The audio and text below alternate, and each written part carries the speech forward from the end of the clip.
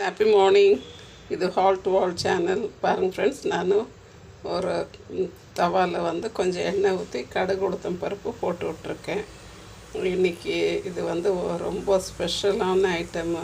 இது பார்த்திங்கனாக்கா இது சாப்பிட்டாக்கா நம்மளுக்கு சைனஸ் ப்ராப்ளம்மு, ஒத்த தலைவலி இதெல்லாம் இருக்காதாம்.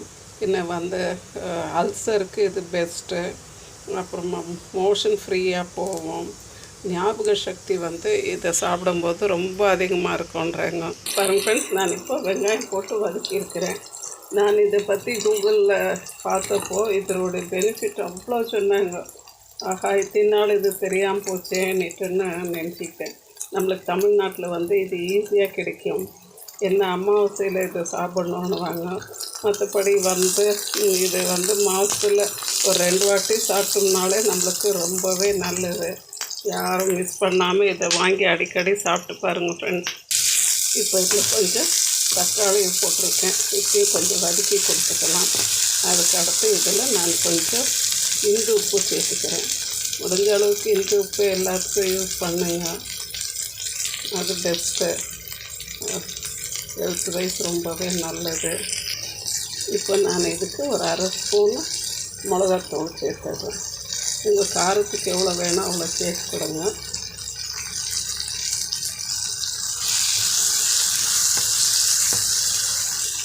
எல்லாத்தையும் கொஞ்சம் நல்லா வதக்கி விட்டுறலாம்.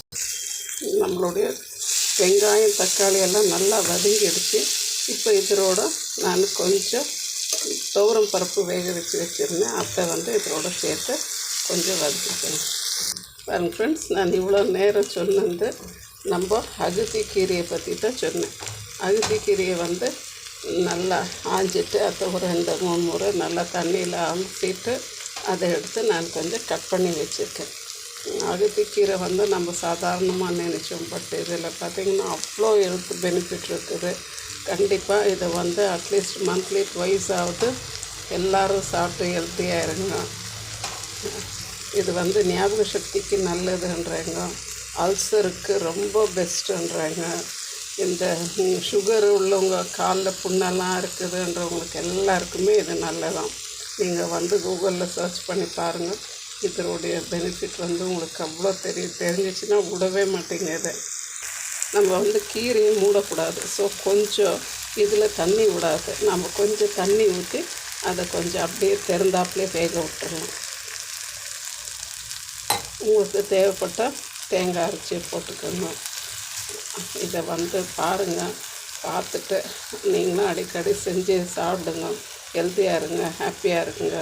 இது hall to wall channel please share பண்ணுங்கள், மறக்காமல் சப்ஸ்கிரைப் பண்ணுங்கள், லைக் பண்ணுங்கள். இப்போ நான் இது வெந்ததுன்னா கொஞ்சம் தேங்காய் போட்டுக்கிடுங்க. அவ்வளோதான், நம்மளுடைய அகத்திக்கீரை கூட்டு வந்து ரெடி ஆகிடும். நம்மளுடைய அகத்திக்கீரை பாருங்கள் ஃப்ரெண்ட்ஸ், இது தான் நம்மளுடைய அகத்திக்கீரை. தெரியாதவங்களுக்கு காமிச்சுன்னு இருக்கேன், தெரிஞ்சவங்களுக்கு ஓகே. இது வந்து தமிழ்நாட்டில் தெரியாதவங்க யாருக்கும் இருக்க மாட்டாங்க. பட் நான் மைசூரில் இருக்கேன். இங்கே வந்து இந்த கீரை வந்து அவ்வளோவா யாரும் சாப்பிட்டதில்லை. அதனால தான் அவங்களுக்காக காமிச்சுன்னு இருக்கேன்.